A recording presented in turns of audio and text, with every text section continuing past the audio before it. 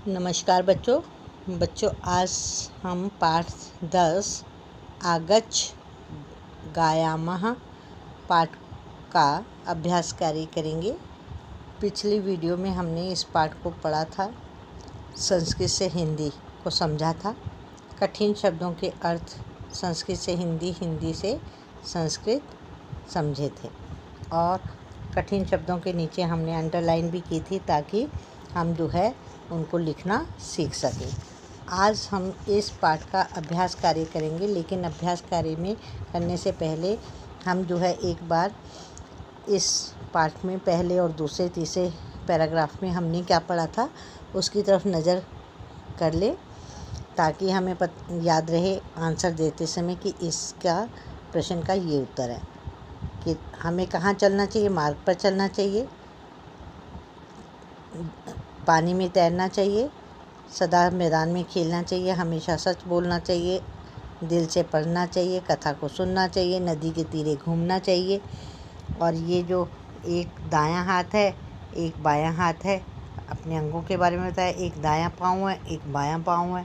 फिर हमने बताया कि मेघ गरजते हैं और पानी बरसता है, और कहते हैं कि कौन जाता है, हाथी जाता है पानी पीने के लिए, रक्षा करती है माता अपने बच्चे की गोद में लेकर।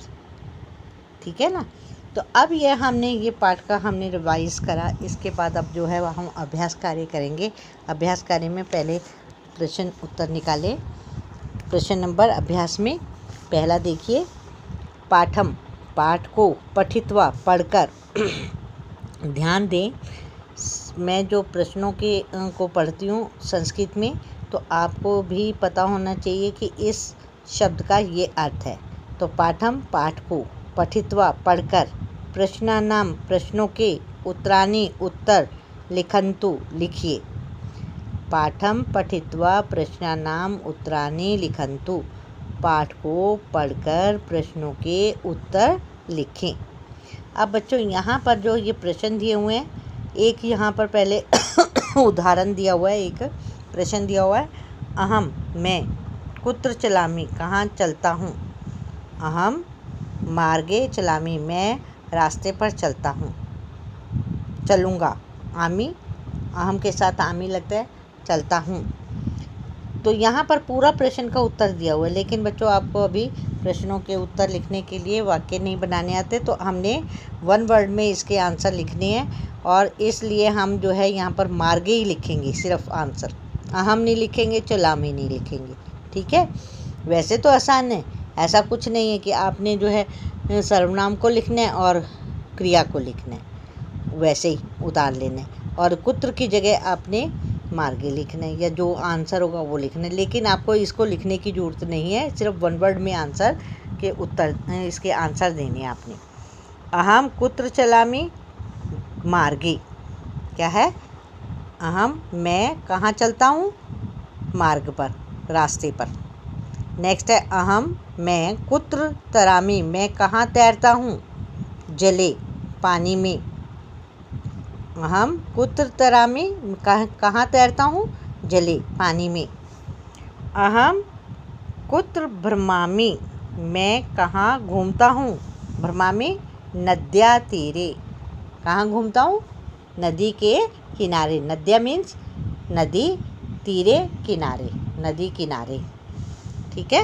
के भी लगा सकते हैं, कारक लगाने की जरूरत नहीं है, कारक जो है वो भी लुप्त भी होता है, बीच में ही आ जाता है वाक्य इस शब्द की।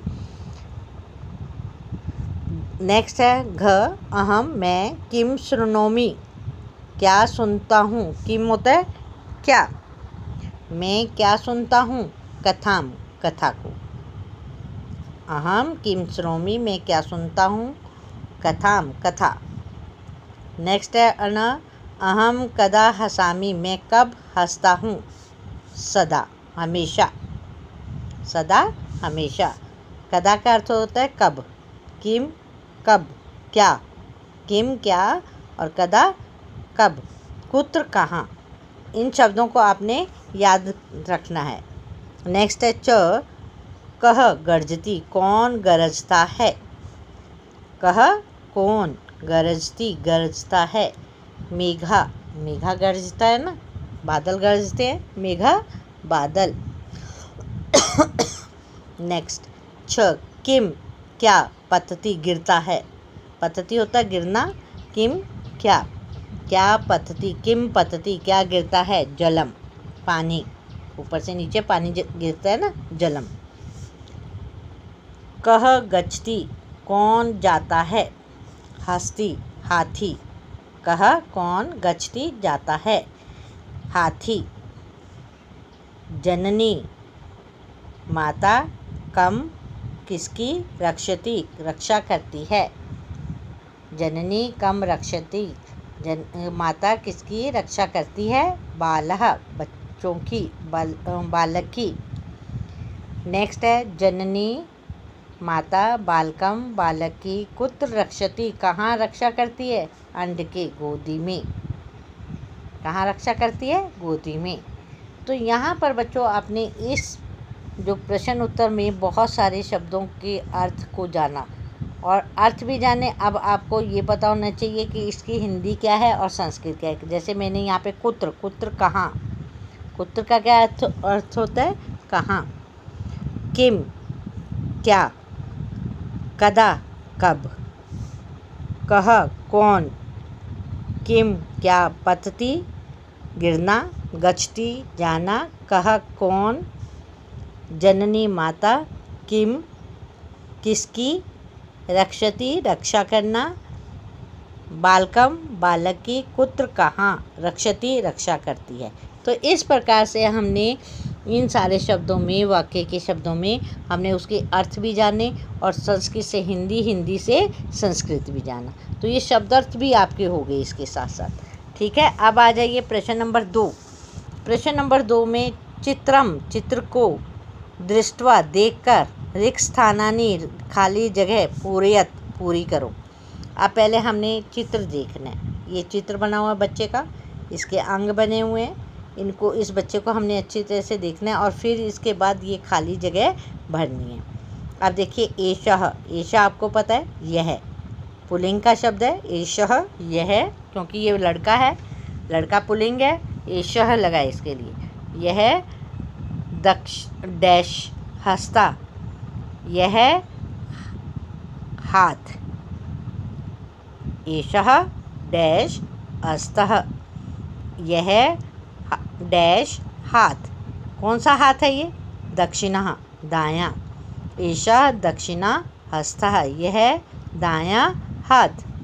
नेक्स्ट इसी के साथ हमने इसके नीचे वाला लेना है, एषः डैश पादः पादः, यह डैश पाँव, एषः दक्षिणः पादः, यह दाहिना पाँव। हो गया क्लियर। अब इधर का देखेंगे हम, एषः डैश हस्तः, यह डैश हाथ, एषः वामः हस्तः, वामा मीन्स बायां, यह बायां हाथ। फिर नीचे आ जाएंगे, एषः डैश पादः, यह डैश पाँव, एषः वामः पादः, यह बायां पैर। हो गया क्लियर। तो यहाँ पर हमने इस चित्र को देखकर हमें जो है पता चला कि ये बच्चे का जो है दायां हाथ है, ये दायां पाँव है, ये दायां हाथ है, ये दायां पाँव है। तो हमें जो है एषः हमने किस लिए लगाया कि पुल्लिंग शब्द है, लड़का है ये, इस लड़के का हाथ के बारे में पूछे हैं। मैंने आपको बताया था कि एषः जो है पुल्लिंग शब्दों के साथ एषा लगता है। एषा का अर्थ है यह शब्द जो है पुल्लिंग अगर होगा पुरुष के लिए लगता है, तो हमने इसमें एषा का प्रयोग किया। अगर स्त्रीलिंग होता तो एषा है ना लगता। तो यहाँ पर हमने जाना कि ये इस बच्चे का दक्षिणा हाथ है, ये दक्षिणा पाँव है, ये वामः हस्त है, ये वामः पादः। पादा का अर्थ होता है पाँव और हस्ता का अर्थ होता है हाथ।